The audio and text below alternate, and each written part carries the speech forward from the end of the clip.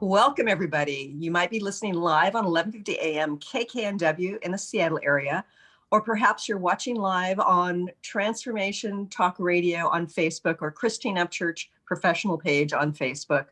You might be listening after the fact on one of the dozens of podcasts it ends up.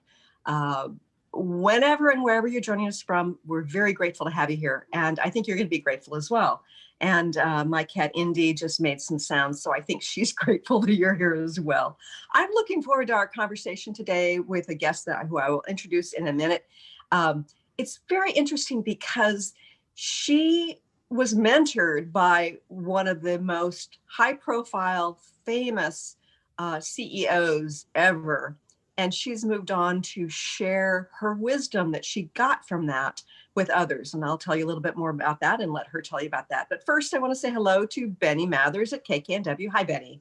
Hi, Christine. Hope you're having a glorious day. Yeah, it's nice. I'm hoping for some sunshine, but I looked at the 10-day forecast here and it's not so looking so great for the Seattle area. Well, your smile can part those clouds. So you think about that one. Oh, thank you, Benny. And good morning, Olivia. Good morning, Christine. Nice to have you here. And I know you're suffering through the rain as well. You know, we're getting a little sunshine up here right now, but I don't trust it to last very long. So, well, you know, I used to love it when I traveled around the world to teach because, you know, you get up above the clouds, you get sunshine into the airplane. You know, that was. Yeah. But I miss that, and I'm hoping that we can get back to that normal sometime soon. I'm really happy to have our guest here today. Her name is Naz Beheshti, and she's the author of Pause, Breathe, Choose, Becoming the CEO of Your Well-Being. She's an executive wellness coach, a speaker, Forbes contributor, and CEO founder of Prananas. I love that. A corporate wellness company improving leadership effectiveness, employee engagement and well-being, company culture, and business outcomes. Clients include Nike, JP Morgan, Chase, Omega Institute, UCSF, Columbia University, and Stanford. She also co-founded Rise to Shine, a nonprofit organization helping to alleviate the suffering of young children in Haiti. She lives in New York City with her husband. I'd like to welcome our guest today, Naz Beheshti. Hi, Naz. Hi, Christine. I hope I'm pronouncing your name right. Oh, you pronounced it perfectly. Thank you. So I think it's really fascinating where you got your start. Can you share with our listeners about your experience with this very well-known CEO and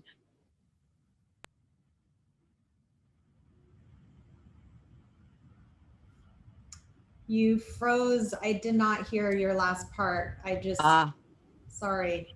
That's quite all right. I wanted you to tell us a little bit about who it was who mentored you so early on and some of the things that you learned from him. So my first boss, a mentor, as you mentioned, it was Steve Jobs, and it was my first job out of college working at Apple as his executive assistant. Uh-huh. So I really learned so much from him. Mostly it was him that inspired me to really follow my heart and discover first my passion and my purpose, and then not just discover it, but then pursue it. And I feel so fortunate and grateful to have found and pursued my passion and purpose and really live it every day, because oftentimes people find or are able to understand and know what their passion and purpose is, but they don't pursue it. They don't do anything about it. But Steve truly gave me the courage to follow my heart and intuition and start my own company in a nascent market, and really think outside the box to be able to start my own company, Prananas. So this sounds a little counterintuitive. You're working for somebody who probably really appreciates the job you're doing, and yet he's mentoring you to move on. Can you tell us a little bit about that? You know, we have a certain perspective on Steve Jobs based on what we hear in the public eye, but you had personal interaction with him. Tell us a little bit about why he was supporting you and moving forward. Well, back then I didn't know what my purpose and passion was. So he wasn't actually telling me to move on. It was through his example of leading Apple with so much passion and purpose, and saying all the time that, you know, the way you do great work is to love what you do. And he embodied, you know, how passionate he was for building Apple to be the successful company that it is today. And he also taught me that being well goes hand in hand with doing well, because he really prioritized his self-care and invested in his well-being. So in order to be well or do well, you need to be well. And that is a really important lesson that he taught me. And, you know, again, that's another counterintuitive thing for many people who are immersed in the so-called rat race. You know, they think they have to put in more hours. They have to ignore aspects of their lives. Many people's perspective on how you succeed, you put in really long hours. You kind of devote your myopic focus to your career at the expense of the balance in your life. But you're saying that what you learned based on Steve Jobs, as well as what you've learned and teach now as a coach, is that it's really important to have the balance. Why is that? Well, because if we're just focused on our career and working so hard and such long hours and letting our self-care go by the wayside, what is giving you energy and clear mind to make good decisions, the energy to perform at your best? What is giving you that, you know, energy to thrive and be at your best if you're not taking care of yourself? So in order to have high performance, you need to take care of yourself. You need to, you know, sleep at least 7 to 8 hours a day, eat healthily to energize you and nourish yourself, exercise. I always encourage a meditation practice, some sort of mindfulness practice, to be mindful, clear-headed, grounded, and centered, along with having strong relationships and having time for yourself and away from work, and really just being able to show up as your best self in all areas of your life, not just work. So you consult with some of the big corporations in our country, and you're talking about mindfulness, which I find fascinating. Can you share with our listeners a little bit about what mindfulness has to do with business? Well, it's funny, when I started my business about almost a decade ago, mindfulness was not as mainstream, and people were still not used to understanding or experiencing the value that mindfulness practice can bring to work and to life. Now it's more mainstream in that people understand that when you're mindful and put some time aside throughout the day, preferably first thing in the morning, if you can, to really ground yourself and center yourself, you're able to hit the ground running and be more productive and be more like level-headed, clear-minded. I know my mindfulness practice has completely transformed my life in that I'm less reactive. I see solutions to problems much easier. I make better decisions because I'm more mindful of it. It's like woken me up out of autopilot. So that also helps in decision making and just work in general. And it also has a whole host of benefits for your health and your well-being. And so all of that helps you perform better at work. Yeah. And I think about, examples. For instance, if I'm in a working relationship with somebody and they say something that triggers me, and they're trying to contribute something, but they're triggering me. If I'm aware that I'm getting triggered, then I can kind of detach from that and then hear from more of the observer perspective what it is they're offering. And so I can imagine that mindfulness is helpful for taking positive criticism, and interacting with business colleagues differently. Absolutely. It truly helps like be more, like I said, reactive, right? So rather than reacting to that colleague who's triggering you, you're able to mindfully like take a pause, take a breath, and like respond rather than react in a triggered way, because that's counterproductive. You're not going to get much resolution if you're reacting rather than responding wisely. Right. So what does breath have to do with it? Well, breathing, the part of the pause, breathe, choose method allows you to, when you take a mindful breath, it just feels so good and you relax instantly and you re-engage with the present moment when you're breathing mindfully. I mean, we're breathing all day and night, but most of the time unconsciously, it's just keeping us alive. Right. But when we pause to take a mindful breath, we are no longer thinking about the past or the future or building more anxiety or stress. We're focused on our breath. So just breathing alone, just the oxygen going to our brain, helps mitigate the stress and relaxes you. And then that breath better equips you to make a mindful choice, a better choice, because you're present. You're not on autopilot. So do you find that when people become more mindful that it causes big shifts, that they either are welcoming immediately or perhaps they're finding themselves having to make choices that they're afraid of?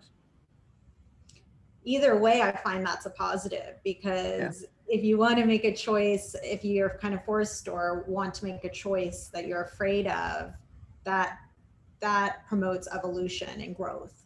So, facing those fears is actually, to me, a positive thing. And so either way, I actually have not found a reason not to be mindful or have a mindfulness practice that would not benefit you. But if I welcome anyone who does, because I'm always curious about that, but I truly only see benefits to that. And, if it's going to bring up things from the past, then great, you're dealing with it, right? Then you can move forward instead of it letting it be bottled inside you. Yeah. And I think that, and I speak from past experience, that when we become more mindful, then we have to pay attention to what truly is within us, whether it's how we feel in a relationship or a job, how something isn't satisfying us anymore that will require change. And I think that for many of us, that can be terrifying. Absolutely. I mean, this pandemic alone, having couples be forced to be together 24/7, I have seen with my clients, with friends, family members, I've seen that unfortunately things that have been able to be pushed to the side or brushed under the rug for years and years because everyone was going about their day and spending the majority of their time at work has now come to surface because you're in close proximity all day, every day. And so you become mindful, whether you want to or not, even if you don't have a mindfulness practice, it's in your face. It's hard to avoid, and it surfaces, and then sometimes not for the best. And it ends up, really, people have been realizing, waking up to, wow, this relationship needs work, or this relationship is no longer serving me. And I've actually, unfortunately, maybe not unfortunately, maybe it's for the best. Everything happens for a reason, but people have been splitting up as a result because people are waking up to realize that they're no longer happy because it's so in their face now. I mean, everything's coming up. One of the links that you put together in your book that I think is important is this connection between mindfulness and authenticity. Not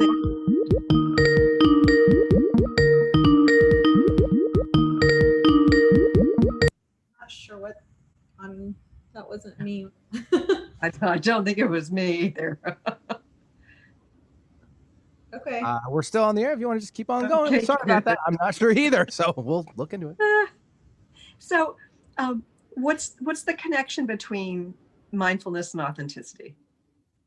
Well, when we have a mindfulness practice and when we take mindfulness into our day and carry it with us, we're able to access our authentic self, because there's no more like filters, there's no more like autopilot. We are truly accessing our deepest, truest self.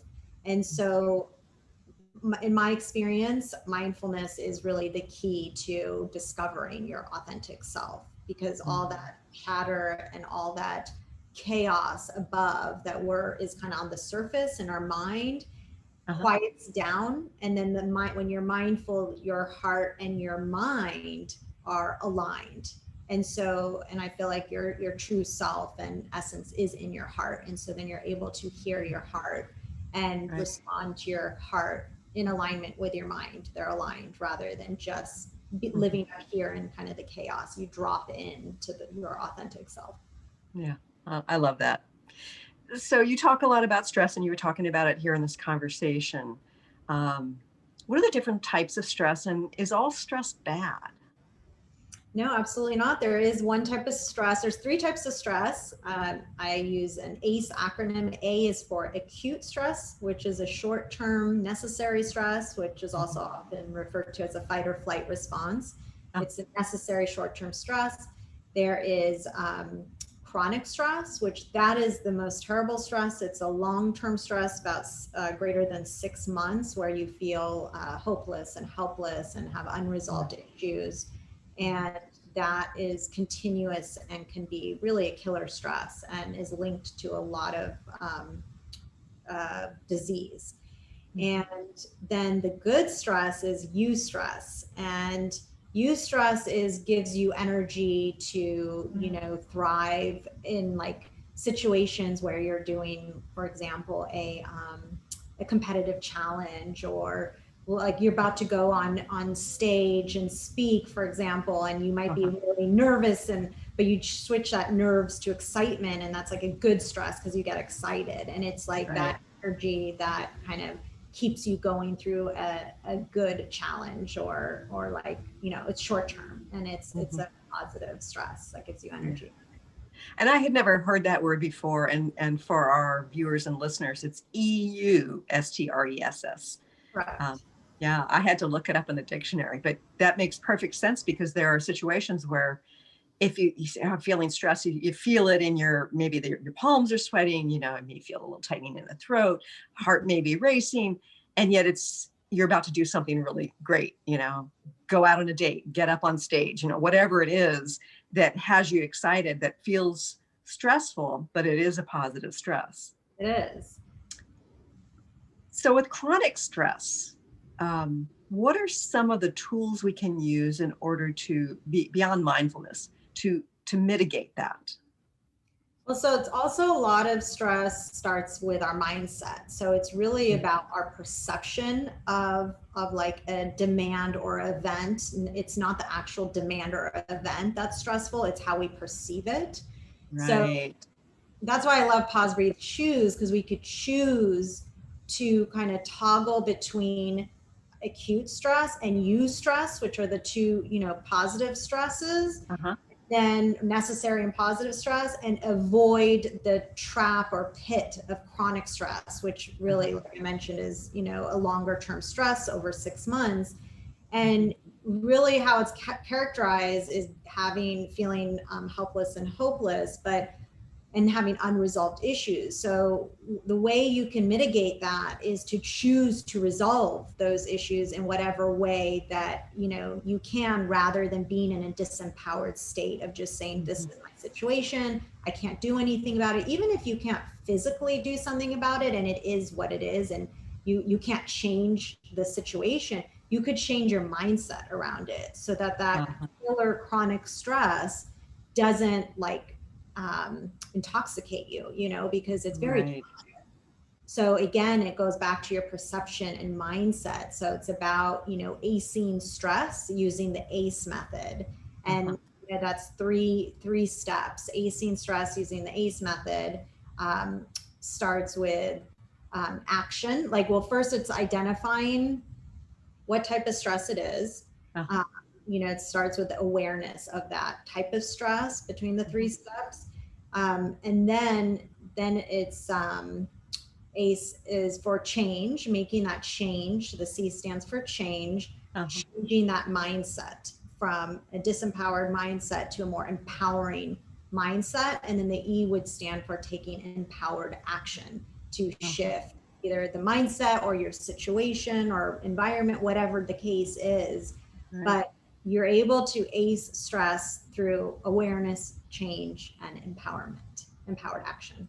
Yeah, love that. Love that. You were talking a minute ago about how toxic chronic stress is. Right. In what way is it toxic? Well, for one, the cortisol levels are toxic. The hormone in your body that produces stress is cortisol, and having too much of that could actually promote dis-ease in your body. And so the 5 leading causes of death in the US are linked to chronic stress. So you don't. Wow. The top 5 are linked to chronic stress. That's why managing stress and building resilience is so critical. And most of my workshops for corporate wellness are all about just that, stress management and resilience building. It really is a killer, what I call a killer stress. Okay, so I know that you teach this within the context of corporations. I can see how it helps the individual, right? To lead a more balanced life, to be more mindful, to align with authenticity, to reduce stress. How can it help the organization? In so many ways, because well-being and success are intricately connected. So well-being drives success. And if I had a one-liner to say what Steve taught me is that well-being drives success. He embodied it, he proved it. I mean, he was evident of that. And so when employees are happy and healthy, they are more engaged and motivated. They naturally have greater job satisfaction and a sense of purpose and intrinsic motivation, which drives high performance. And on the flip side, the employer benefits because they benefit from improved productivity and employee engagement and employee well-being, which in turn helps with company culture, making it a stronger company culture and community. So it's really a win-win for the employee and the employer. That makes sense. We're going to go to a quick break, but stay tuned for more, folks, with Naz Beheshti.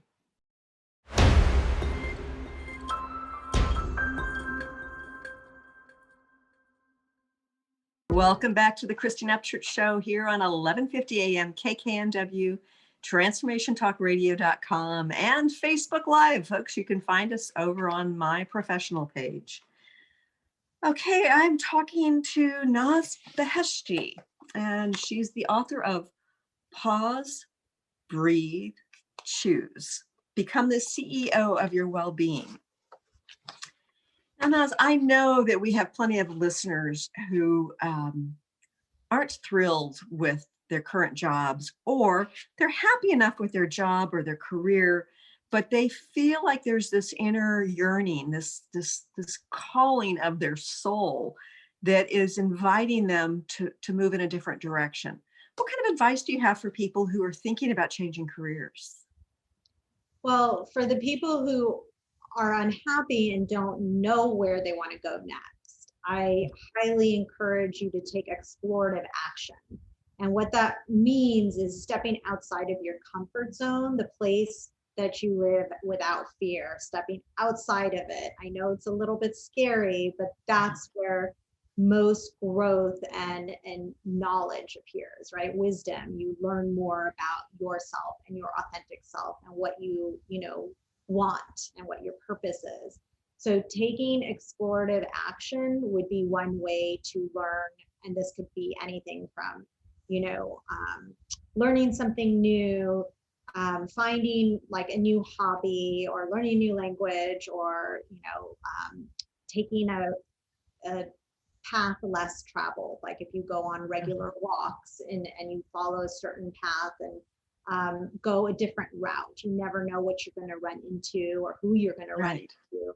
Just And Joe Dispenza, Dr. Joe Dispenza talks about how if you do things differently than your normal routine, it creates new neural pathways in the brain, which of course can have its effect on not only how you perceive the world, but what it is you manifest from the world. exactly. And also sometimes we just get too comfortable in our regular routines, and Yeah. that can become stagnant, right? And so we want new experiences, especially if we want to change our jobs or our career path. Like, this is a good way to kind of test the waters and just start small by trying new small things out that is different, instead of like changing everything all at once. Right. And for the people who know the direction they want to go and they just are comfortable, I was there. I was working in a pharmaceutical company, cush job, great benefits, great pay. They called it the golden handcuffs. Like, I was handcuffed, and Right. you know, but I was unfulfilled. It was great in the beginning, but then I was unfulfilled. I wanted to pursue then my passion and purpose, and it was scary to just like leave something so comfortable to start something from scratch on my own, Right. not knowing how it's going to go. But I would say, feel the fear and do it anyway. Feel the fear and do it anyway, because I did. I felt the fear. It was not easy. I'm not going to lie and say just do it and it'll be great. No, it is scary. But would you rather be in a position that is not fulfilling and not meaningful, or be a little bit scared, jump over that, hoop, like just get over that fear and get to the other side where the opportunity and potential of being more fulfilled is waiting right there for you? I think that on some level, I think people crave change. I think that most people delude themselves into thinking that they want things to stay the same because that's comfortable. What are the indications that what we view as comfort is really stagnation? When there isn't any more joy and meaning in your actions and in your experiences, that would be a very good indicator. If it becomes dull and you're bored and you don't find yourself smiling or laughing or have this like energy and engagement in you, like, are you engaged in your daily to-dos and work? Right. Or are you disengaged? Are you happy? But comfort does bring a sense of happiness to some people because they're scared to go outside of that, right? Because they don't know what's on the other side. I mean, this is why the pandemic has been so stressful, because people don't know what's on the other side or what's gonna happen to them, their family, their loved ones, their finances, everything. They work the economy. So the thing is that you just have to take the chance and weigh out your options. What's better, like here where you're not so happy, or the potential to be happy? And and one thing I do want to preface is, like, there's no guarantee that the grass is always greener on the other side. Right. However, will you feel at the end, later, will you have regrets for not trying? And just because the grass is not greener on the other side doesn't mean you can't find another route. Like, maybe that's not the right path, but maybe that will lead you to the right path. So in my professional experience, my route was pretty messy and like all over the place. I didn't go just like from Steve Jobs to my passion and purpose. No, I worked in many companies for a decade and learned so much in each stop. And in hindsight, when I look back and connect the dots, all of it served a purpose and it helped me get to where I am. So maybe that next stop, even though it's not your final destination or purpose, is going to help you get to where you want to be. I think that we will get information regardless of whether the choice we make lead us to what we really want or not. So it's almost like you never get that information or have the potential for that expansion and joy if you don't take the opportunity. I'm always saying that it's the missed opportunities that we end up regretting. Exactly. And that is the exact reason why I left my job, because I did not want to regret not trying to start my own business and pursue my passion and purpose, because I was too comfortable, or I was scared to do it, to try. That would have been my biggest regret, and I'd rather not have regrets. Okay, so you're doing this coaching, you're teaching workshops. What inspired you to write the book? Well, so for so long, I had clients always asking me if I had a book, or that they wanted my tools and strategies in a book format so that they can, look at something and have something in between our sessions. I never did. I never thought I'd be a writer. I just didn't have time. But one night, I remember so vividly, on February 14th, 2014, Steve Jobs appeared in my dream. This is after he'd passed away, right? Yes, this was a few years after he had passed away. And I am known for having vivid dreams. I'm a vivid dreamer, but in my dreams, I never see faces of people. I know who they are, but I don't see their face vividly, like I can remember it vividly. However, only in my entire life that I could remember, I've only seen faces 3 times in my dreams. And they were of people very dear to me that had recently passed away. And Steve was one of them. So one was my grandfather, who I was very close with, and he had passed. And then my mom's best friend, who we grew up with. So those were the 2 before Steve that had showed up, and I could see their face very vividly. So Steve told me very directly and clearly in my dream that I have to write a book. And I was just shocked to see him out of nowhere. Like it just happened so randomly. And here he is, his face in my dream, saying that I should write a book about how my first job working for him really impacted my life and my career. And so the next day, I couldn't believe it, how I remembered everything so vividly. And I just, those prophetic words, and I started to write immediately after that dream. Great. I love that. So he mentored you, once upon a time, and he continued to mentor you after he passed away. Perfect. It was a big inspiration. And then even the lessons learned, right? When I look back in hindsight about how he prioritized his well-being, how he was just so, passionate about his work, and he thought outside the box. Like I love that campaign, right? Outside the box. I mean, I'm always trying to do that myself. And that's what I did when I started Prananas, because corporate wellness companies were not, common back in 2010, 11, so I really I created my own business in a very nascent market. And that to me was very courageous and creative, because people were, advising me otherwise, like, you're leaving the corporate world, you have a great job with great benefits and this and that.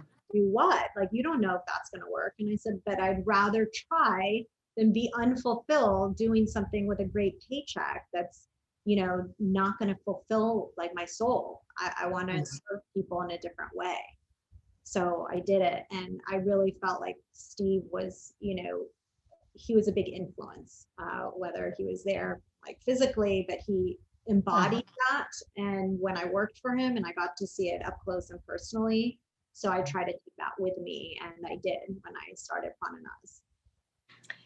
I have to mention that I'm doing this Zoom, Facebook Live radio show from my iPhone, and I think about how much phones have shifted over the last 15 years, 20 years.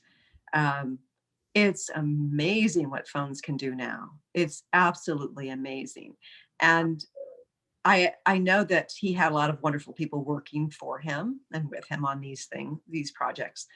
What was it about how he approached his job that allowed something to, something so creative and so groundbreaking to get created? I really have to say that his attention to detail and his well-being and his vision was all, together, the combination of those. Because again, he meditated daily. Meditation clears Did he? your mind and allows promotes creativity. I mean, he was a genius already and creative and innovative, but that his meditation practice, I'm sure helped that. He had time for himself. He had, healthy relationships with his family, like strong relationships, like he really approached his well-being holistically. So he was very laser focused at work. So, and he loved what he did, right? So loving what you do, as he says, allows you to do great work. So all of that combined, he wasn't one of those. I mean, I work with a lot of executives who just they just care about their work and working really long hours and using their lack of sleep as a badge of honor. I only need 4 or 5 hours of sleep, this and that. But, imagine if they did get more sleep. Imagine if they meditated. Imagine if they took time to exercise a few times a week and do other things for their well-being, connect with their loved ones. Imagine what more they could do. I think Steve had cracked the code back then when meditation wasn't, common, and, self-care and corporate wellness, those weren't like common terms you heard back then, but he knew that taking care of himself would make him a better leader and innovative. So one of the things you talk about in your book is the importance of play. Why is that? That's something I learned also from Steve. He played at work with his prototypes. He loved, again, loving what you do is really helps be carefree and creative and have fun while you're doing it. So then more solutions and things you would not normally see are able to flourish, right? It promotes that creativity. And playing is, I mean, for the most part, just fun, right? We want to have fun. But not everybody does have fun with play. They are so stuck on work. I need to be productive. I don't have time for play. And so in my book and in my practice, I say to allocate play and recovery time. Play is another type of recovery, but more active, right? You're having fun. Recovery is more sleep and resting and, relaxing, but play is another type where we are so focused and our attention and focus is so structured at work or doing other things when it's tied to an outcome of a specific goal.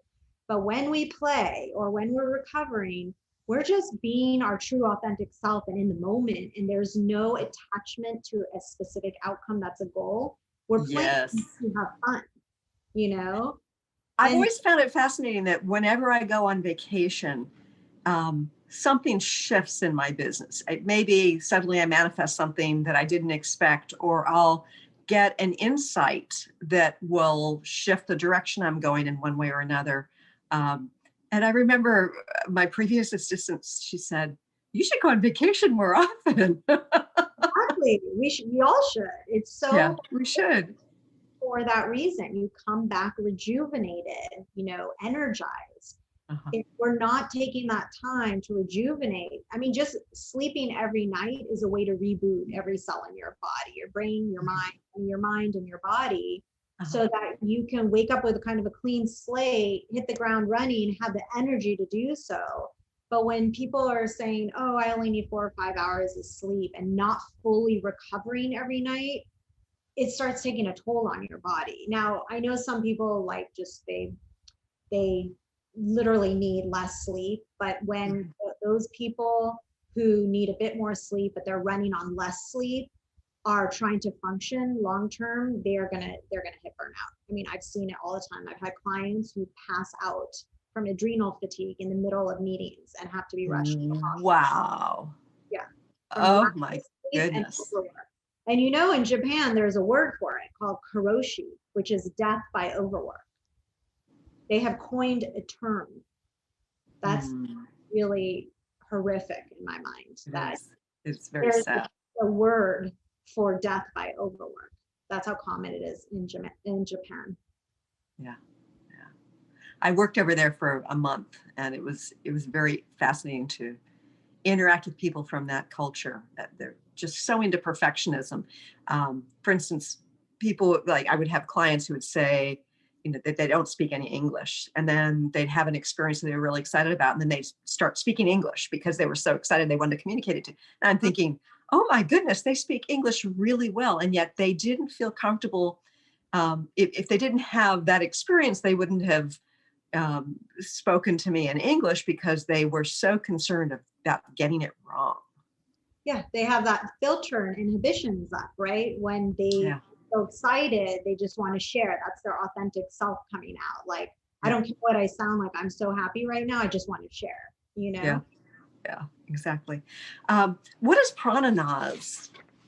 Well, prana, besides a combination of prana and nas. Yeah. Well, prana is one of my favorite words that I learned in yoga, which is Sanskrit for vital life, and also breath and energy, vital energy, breath. And so to me, that is everything. When prana runs through all of us, and it is really about helps you thrive. Like, without prana, you're dead, right? Without breath, without that vital energy. And so it flows through every person and being. However, that prana can get blocked by, insecurities, fears, stress, fatigue, all of that. So when we keep our prana flowing freely, we're taking care of ourselves, we're able to show up energized and engaged and healthy in every aspect of our life. So prana to me is life. I mean, it is life force. And Naz is my name. So combining those two, first of all, I try to embody prana and, flowing prana. And I just think that optimizing your prana is so important in terms of living your best life and showing up as your best. Right. And I call that vibrant living. And I from an energetic perspective, I see that as having plenty of light flowing freely through the body and through the energy fields, so that you're open to all of life, that you're good at manifesting, you're open to the flow. And when somebody says, oh, that person's so full of light, on some level, they truly are. That vibrancy, that prana is very evident. You know it when you see it or feel it, Exactly. Full of life and light. So before we go any further, I want to make sure our listeners and viewers know how they can connect with you and what it is you offer. You can connect with me through my corporate wellness site, prananaz.com, prananaz.com, for corporate wellness programs and executive coaching. And also my personal website where you can find my book is nazbeheshti.com, nazbeheshti.com. And my book is available on Amazon, Barnes and Nobles, all the major retailers. And also on social media, on all the major social media sites as Naz Beheshti, and also Naz Beheshti Speaker on Facebook. Yeah, and Naz Beheshti is, it is a little complicated to spell, but there's only going to be one of you out there. Actually, more Naz's than I thought, but yes, Naz Beheshti is, I think there's just one as of now. There is one other that's spelled a little bit differently, because my full name is Nazanin, and there is a Nazanin Beheshti who actually I know who's on also Facebook. So, oh my goodness, also not related. So it's interesting. Oh, that's really interesting. So, if we're going to be living fully with plenty of prana, what are some of the things we should do on a daily basis in order to achieve that? Well, first I would say to do what you love to do, whatever that means for you. But exercising, movement is really important to, get your endorphins going. And when you're in a state of any type of state that you don't want to be, the easiest way to shift that state is to move your body, even if it's not like a full exercise routine or like hours. Just a few minutes of movement would just do wonders. So moving your body, I highly, highly recommend a mindfulness practice, whatever, type of meditation or a walking, mindfulness practice. Some people enjoy running, any type of mindfulness practice that makes you present and you're just really focused on the moment, whether it's your breath, your movement, a thought, a mantra. Right. And then I also would encourage you to do mindful self check-ins, which I love to do, which is just periodically through the day, check in with yourself and just ask yourself a bunch of rapid fire questions like, am I breathing?